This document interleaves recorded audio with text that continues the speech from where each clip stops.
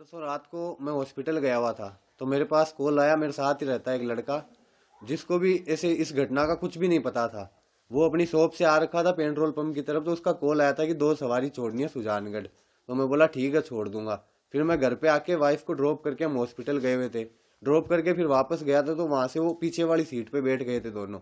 और जिसका कॉल आया था और एक लड़का और साथ में था जो मेरे साथ ही रहता है, वो एक लड़का पीछे बैठ गया और आगे की तरफ एक लड़का बैठ गया। उनको मैं बोला आप दोनों चल लो, नाइट का टाइम है, 2 लड़कों को छोड़ना है, आपने फोन किया तो साथ में सेफ्टी रहेगी, नाइट का टाइम है। तो हम चले गए। फिर उन्होंने 1500 रुपये पेट्रोल पंप पे दे दिए हमें, लाडनू पुलिया के पास में जो पेट्रोल पंप है डीडवाड़ा में, वहाँ पे दिए। तो मैंने तेल डलवा के वहाँ से फिर सुजानगढ़ की ओर रवाना हो गए। तो रास्ते में वो बोल रहे कि हमें कभी चूरू छोड़ दो, सालासर छोड़ दो, हिसार छोड़ दो। तो मैं बोला भैया आपको एक बार बता दो जाना कहाँ है। तो बोला हिसार छोड़ दो। तो मैं बोला हिसार के ज़्यादा पैसे लगते हैं। तो बोला 10, 15, 20 हज़ार लग जाए, हमें कोई दिक्कत नहीं है, आप छोड़ दो। तो मैं बोला भैया हमारे घर वाले अलाउ नहीं करते 10 बजे के बाद में। तो उनको फिर वो बोले ठीक है सुजानगढ़ की तरफ चलो, वहाँ से कोई साधन देखते हैं। मैं बोला भैया आप ट्रेन में चले जाओ। तो बोला हम ट्रेन में नहीं जाएंगे, हम आराम से जाएंगे बस में या टैक्सी में। तो फिर उनको एक बस दिख गई सुजानगढ़ बस स्टैंड पे, दिल्ली नोखा लिखा हुआ था उस पर। तो वहीं उन्होंने गाड़ी रुकवा ली और उसी बस की तरफ वहाँ कंडक्टर से बात करने लग गई कि हमें हिसार जाना है। तो उनको वो बोला कि हिसार तो नहीं जाएंगे। तो फिर वो धारोड़ा की ऐसी कुछ बात करने लग गए।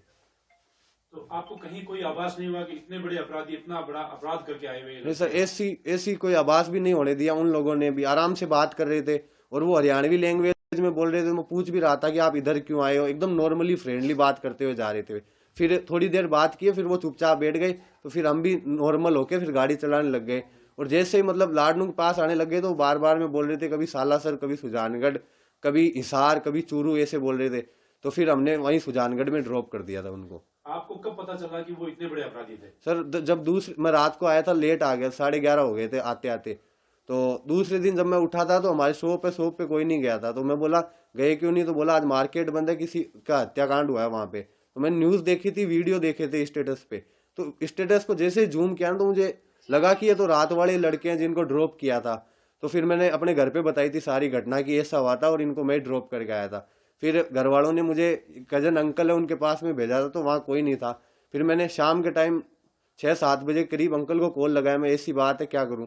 तो उन्होंने बोला कि पुलिस की हेल्प करनी चाहिए तुझे, थाने में चला जा सीआई साहब के पास में। तो मैं वहां जाके सीआई साहब को पूरी घटना बताई थी। क्योंकि मैं जब जा रहा था तो मेरे जो दोस्त था जिसने कॉल किया था वो रास्ते में मिल गया था मुझे। तो उसके पास में खड़ा था, तो वहाँ पुलिस की गाड़ी आई थी और हम दोनों को वहाँ से एसपी ऑफिस ले गई। अमर उजाला अब आपके टीवी पर भी। अपने स्मार्ट टीवी पर यूट्यूब पर सर्च करें अमर उजाला, चैनल सब्सक्राइब करें और देखें ताज़ा खबरें, वो भी HD क्वालिटी में। और हाँ, बेल आइकन दबाना ना भूलें ताकि हर खबर हो आपके घर।